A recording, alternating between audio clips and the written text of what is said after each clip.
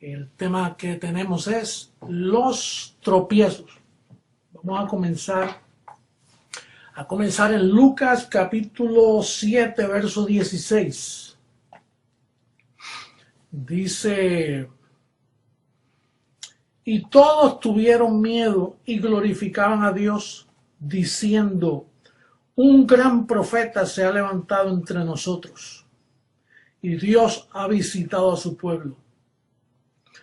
Y se extendió la fama de él por toda Judea y por toda la región de alrededor. Ante esta situación, Juan el Bautista ya estaba en su ministerio terrenal, preparando el camino.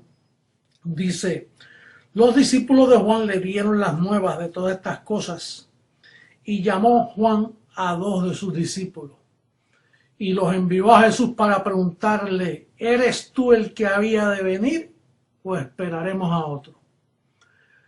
Cuando los hombres vinieron a él, dijeron: Juan el Bautista nos ha enviado a ti para preguntarte: ¿eres tú el que había de venir, o esperaremos a otro?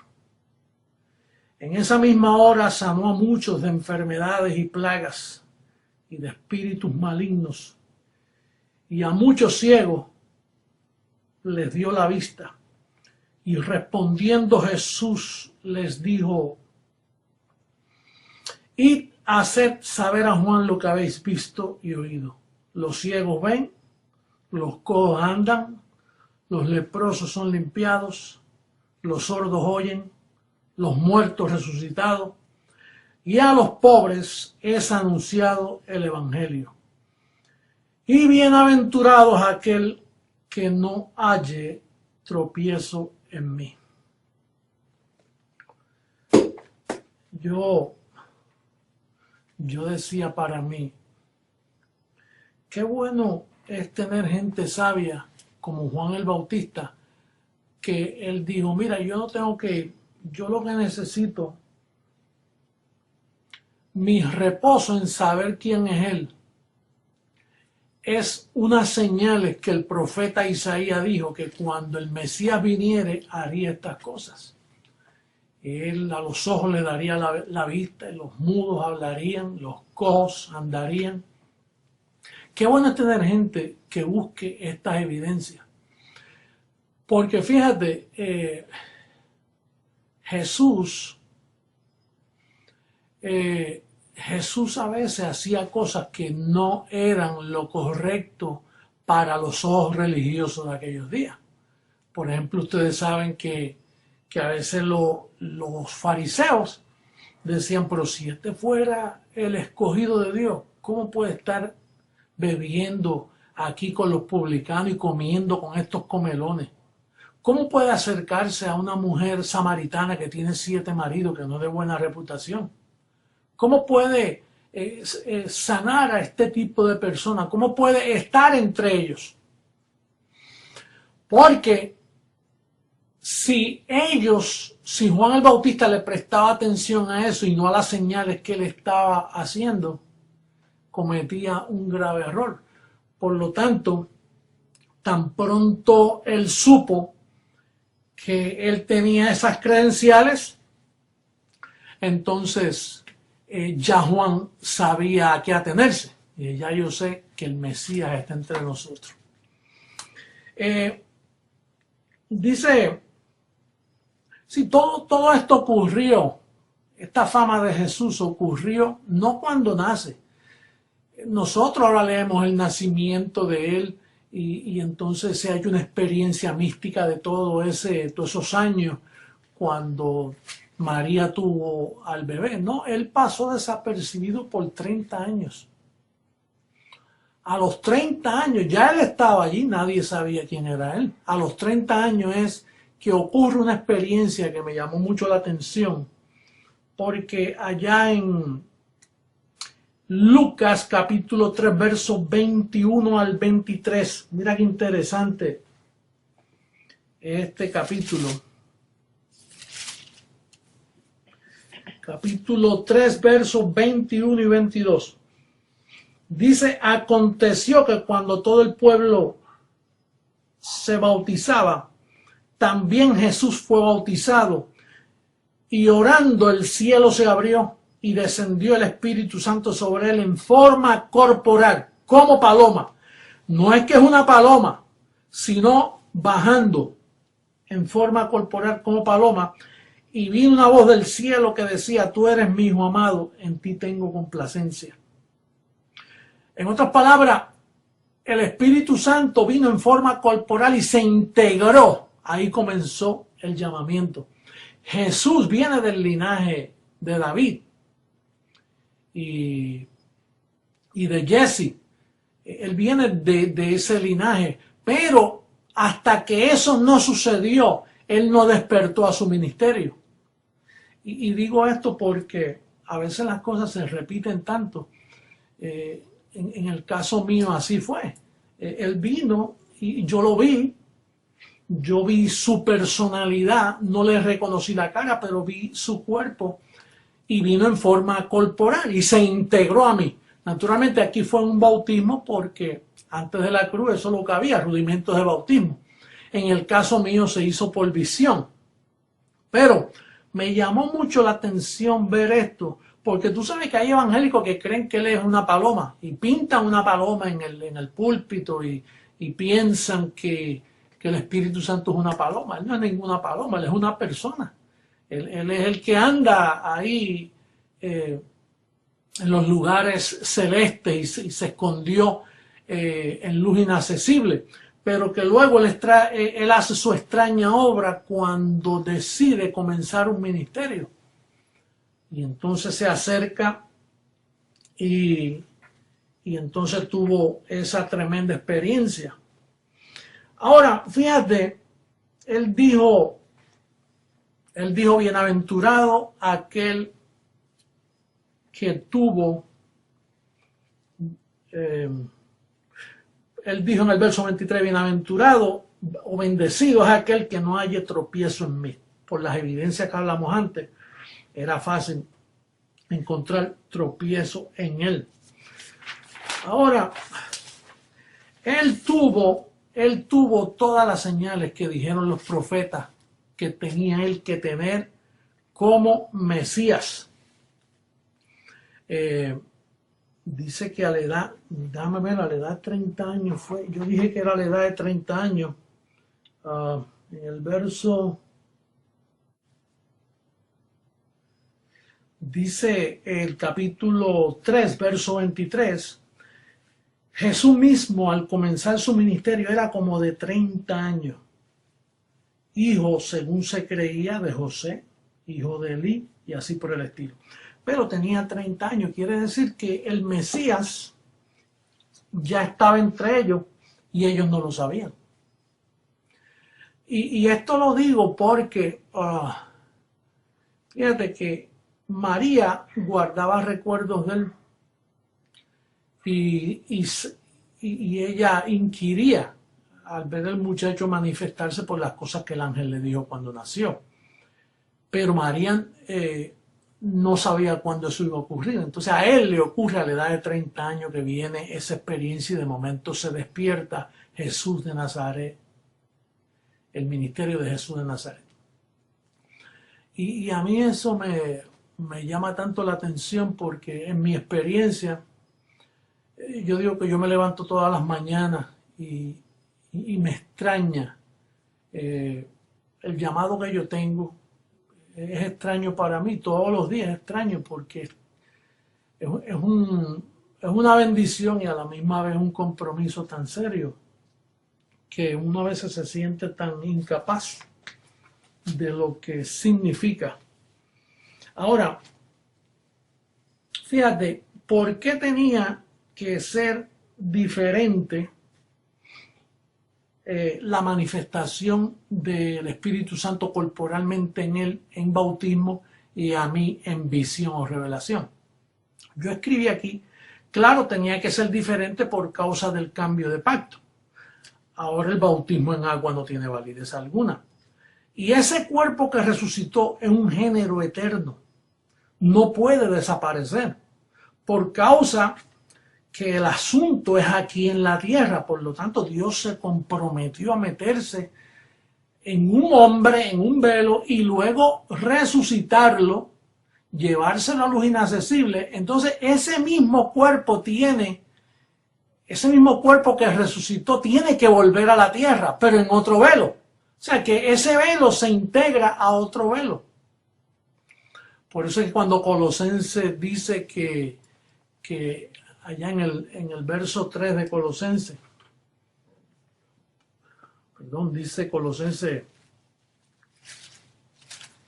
capítulo 3,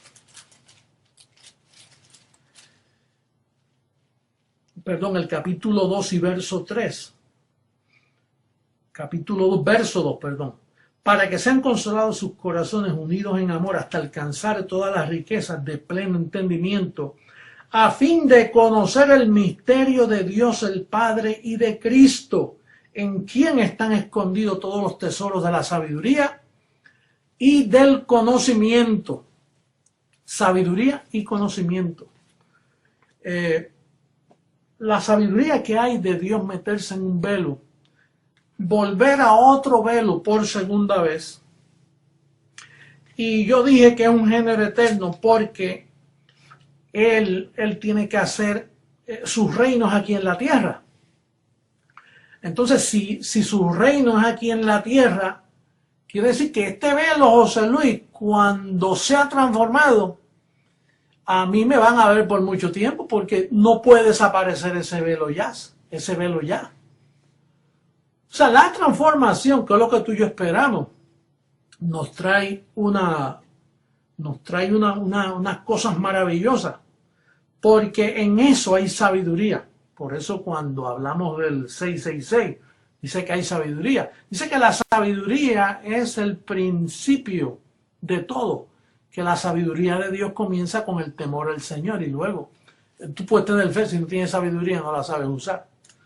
Tú puedes tener dinero, si no tienes sabiduría lo pierdes, no sabes invertirlo. La sabiduría es lo primero. Por eso cuando dice el 666, que en eso hay sabiduría, porque es que ahí que comienza toda la sabiduría. El temor de Dios está ahí, la ciencia de Dios está ahí, y hay sabiduría en la integración de Dios y un velo. En eso hay sabiduría. Ahora, de la misma manera que Jesús de Nazaret cumplió sus señales mientras estuvo aquí en la tierra, Jesucristo hombre ha cumplido con la suya. Por ejemplo, para yo aceptar que eso es Jesucristo hombre, eso no es ningún antojo, como hemos dicho antes, eso tiene que tener unos cumplimientos. Por ejemplo, Romanos 7:4, ahí yo te pruebo que yo te casé con un marido, te saqué de adulterio espiritual, como está todo el sistema protestante, católico, todos los grupos están en adulterio por estar mirando a Jesús de Nazaret. Yo quité los ojos de ti, quité los ojos de Jesús de Nazaret en ti para que tú los pusieras en el resucitado, y ahí te casé con un solo marido. Mi segunda señal, Romanos 2:16, dice que cuando Jesucristo viniera juzgaría las cosas conforme al evangelio de Pablo. Así que ahí esa es mi segunda señal. Tercera señal, 1 Corintios 4:5, dice que cuando Él venga, Él pondrá todo a la luz. Yo he cumplido con eso. Romanos 16:25, una confirmación genuina, aquel que puede confirmarlo según mi evangelio. Esa es la cuarta confirmación. Hebreos 3:1 dice que Él es el sumo sacerdote, apóstol de nuestra confesión, una confesión conforme al verdadero evangelio. Esa te la he dado yo. Dice el capítulo 4, verso 16 de Hebreos, que nos acerquemos al trono de la gracia. Y no es un trono de oro ni un trono de metal, sino un trono de gracia, un trono de conocimiento. Ese trono no existió por 2000 años, comenzó en el 73 a tomar forma para llegar ahí. Hebreos capítulo 6, verso 1 y 2, te quité los rudimentos. el único en 2000 años que le quitó los rudimentos a la iglesia del Señor. Esa es mi séptima señal. Mi octava señal, te quité la conciencia de pecado para que no te conozcas conforme a tus fracasos, sino que te conozcas conforme a tu verdadera identidad. Porque la carne va a tratar de traerte conciencia de pecado para llevarte a culpabilidad. En esta semana yo recibí un correo de un muchacho que dijo, mire, apóstol, yo lo vengo escuchando hace 2 años y estoy a punto de suicidarme porque es que mi tatarabuelo violó a un familiar y entonces el abuelo violó a otro y entonces en mi familia hay una secuencia de violaciones, y aquel violó a este y este violó a aquella, y entonces mi abuela me dijo esto y entonces yo bajo toda esa turbación he vivido una vida de desenfreno. Entonces ahora lo escucho a usted, tengo oídos para usted, pero no soporto esta situación en la mente. Naturalmente yo tuve que darle un consejo y decirle, ya veo que la carne te está engañando y te está ministrando conciencia de pecado y tú la estás recibiendo. Y entonces tienes que decir como Pablo, ciertamente olvidando lo que queda atrás, porque lo que queda atrás es vergonzoso. Imagínate, Pablo mató a Esteban por el celo que tenía por su religiosidad y el judaísmo. Pablo tuvo que decir, tengo que echar eso atrás, tengo que conocerme conforme a como Dios me conoce.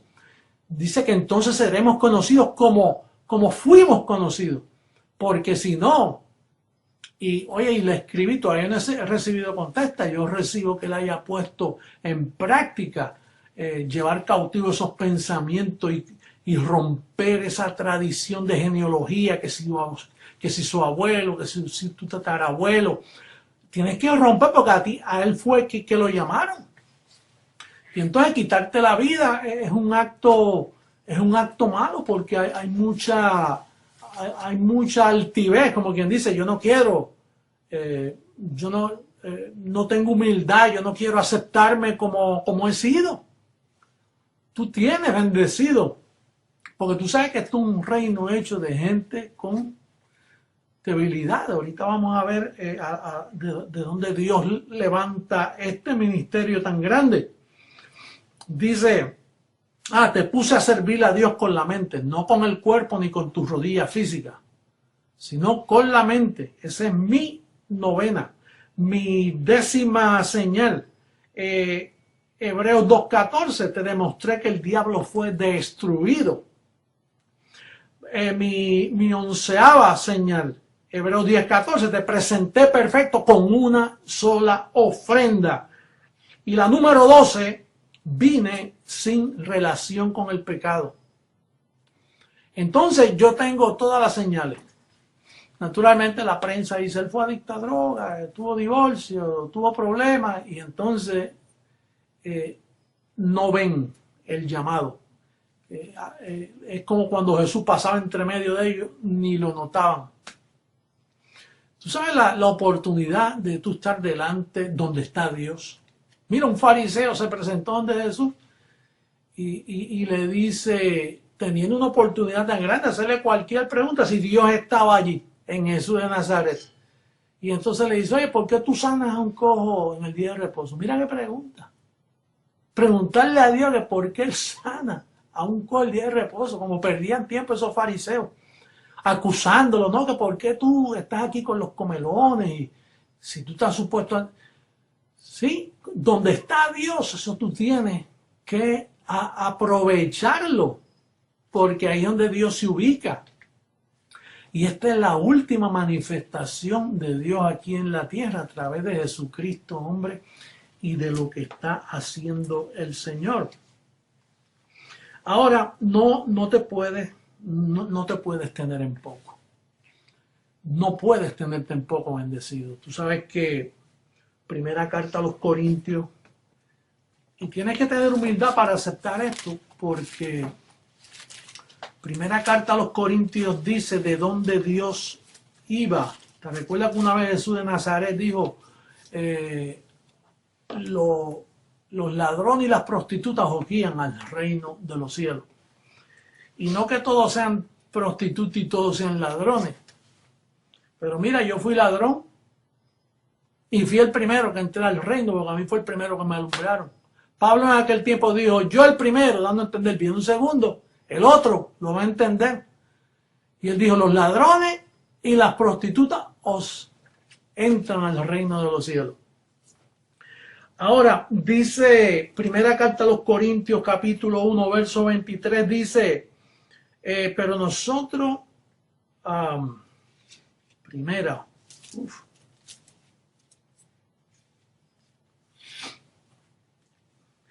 26, 1:26 dice, pues mirad, hermanos, vuestra vocación, que no sois muchos sabios según la carne, ni muchos poderosos, ni muchos nobles, sino que lo necio del mundo escogió Dios para avergonzar a los sabios, y lo débil del mundo escogió Dios para avergonzar a los fuertes, y lo vil del mundo y lo menospreciado escogió Dios, y lo que no es, para deshacer lo que es, a fin de que nadie se jacte en su presencia.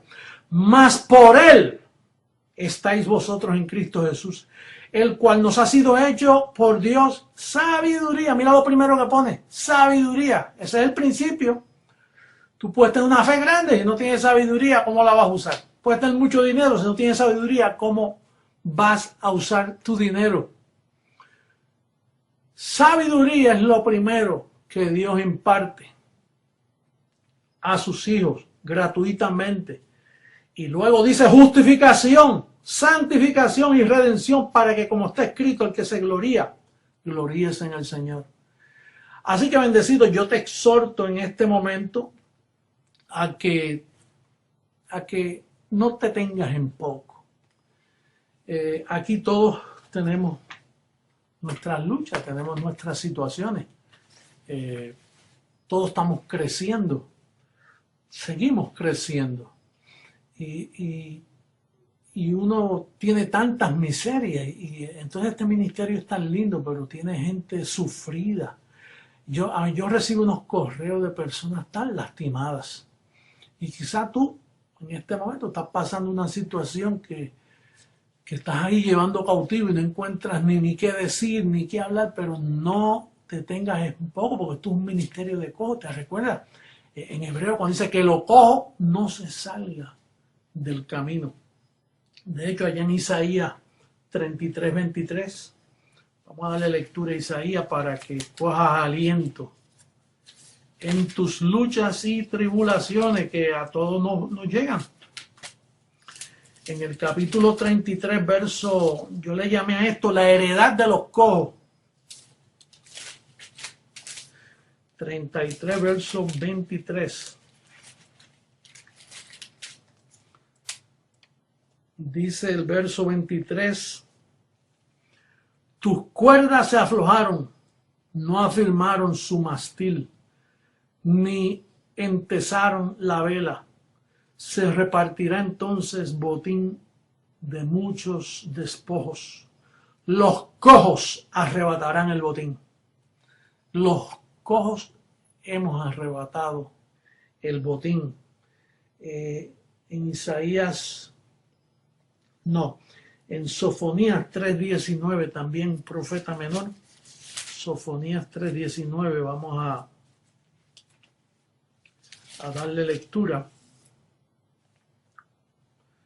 Dice el verso 19, he aquí en aquel tiempo yo apremiaré a todos tus opresores y salvaré a la que cojea y recogeré la descarriada y os pondré por alabanza y por renombre en toda la tierra. Bendecido, yo te exhorto en este día que tú eres parte de este reino, eres parte de esta historia. Últimamente yo le estoy escribiendo a personas que a veces tienen luchas con la congregación, quejas con el obispo, quejas contra el hermano. Y mira, yo te escribo mirando tu buen orden, y él está en desorden en la forma que me habla. Porque mira, el buen orden no necesariamente es ahora. Quizás tú estás en desorden, pero yo doy gracias porque yo te veo en orden, porque Dios no ha terminado contigo. Dios no ha terminado con esa congregación, Dios no ha terminado con ese obispo.